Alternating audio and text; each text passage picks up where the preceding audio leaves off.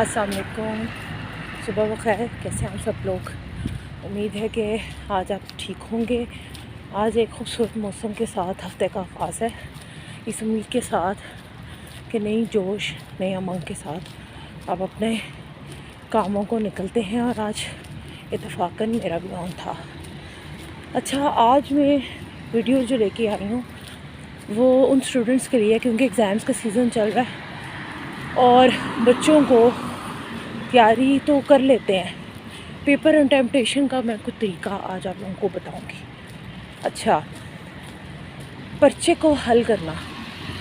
अब देखें, एक पेपर बनता है और वो जो पेपर बनता है वो किताब के मुताबिक भी बनता है। जैसे अब आप आजकल कॉन्सेप्ट हो गया है SLO based, concept based. Cambridge में भी अब ऐसे है कि थोरो प्रोवोकिंग क्वेश्चंस, आपकी स्टैंडिंग अंडरस्टैंडिंग क्वेश्चंस देखे जाते हैं। तो इसके लिए सबसे पहली बात यह है कि तैयारी का मैं पहले आपको बताती हूँ। कोई भी सब्जेक्ट है उसके सबसे पहले आप एक काम करें और वो है आपकी ग्लॉसरी। ग्लॉसरी जो होती है वो सबक के बिल्कुल आखिर में होती है। उसको ना एक दफ़ा रीड कर लें आप लोग, ठीक है? उसको एक दफ़ा पढ़ लें। उसमें जो डेफिनेशंस होती हैं उनको एक दफ़ा देखें। सही हो गया? अच्छा, जब आप उसको देखेंगे ना तो उससे ये होगा कि पहले मीनिंग्स आप पढ़े अंडरस्टैंड कर लेंगे। उसके बाद आप जाएं चैप्टर पे, ठीक है? चैप्टर, अच्छा, ग्लॉसरी जो होती है वो चैप्टर के रिलेवेंट मीनिंग्स होते हैं जो आपकी बुक के बिल्कुल एंड में दिए होते हैं, राइट?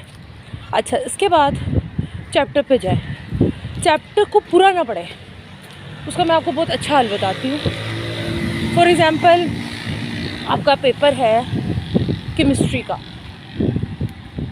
तो उसके सबसे पहले टॉपिक को देखें और टॉपिक के जो सब टॉपिक्स है, सब टाइटल, जैसे हेडिंग है, अब केमिकल बॉन्डिंग में आयोनिक आ गया, आयोनिक बॉन्ड। अब आपको उसको पढ़ने की ज़रूरत नहीं है। पहले आप देखिए उस बुक के कितने कंटेंट्स हैं। फॉर एग्ज़ाम्पल, अगर उसके कंटेंट्स है एक चैप्टर के 5 है, उसके पर टॉपिक का एक एक कंटेंट जो है उसको आप जो है क्या नाम है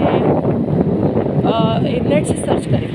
कंटेंट टॉपिक की बात कर रही हूँ, रीड ना करें उसे, और उसकी एक वीडियो देख लें आप, ठीक है? वीडियो देखेंगे ना तो साथ रखें एक रजिस्टर और उस पर उस चीज़ को वर्बली लिखते जाए।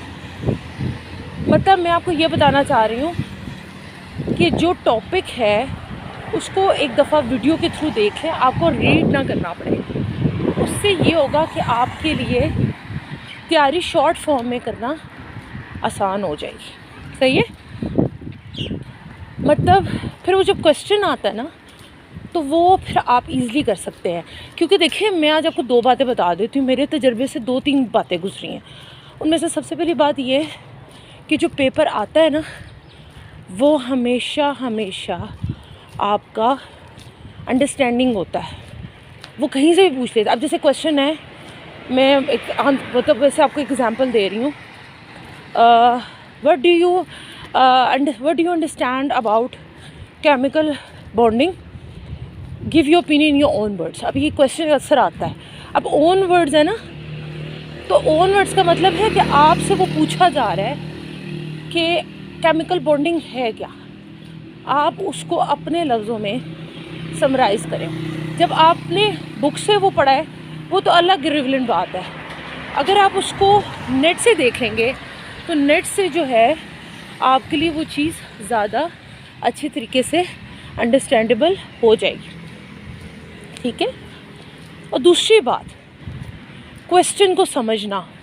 देखिए, सवाल जो पेपर में आता है ना, मैंने ये चीज़ देखी है क्योंकि मैं ख़ुद भी पढ़ाती हूँ और मैंने ये चीज़ चेक की है कि बच्चे क्वेश्चन को नहीं समझते और इररिलेवेंटली लिख देते हैं। क्वेश्चन के टॉपिक के मुताबिक काम नहीं करते। मतलब फॉर एग्ज़ाम्पल, सवाल में आपसे ये पूछा जा रहा है,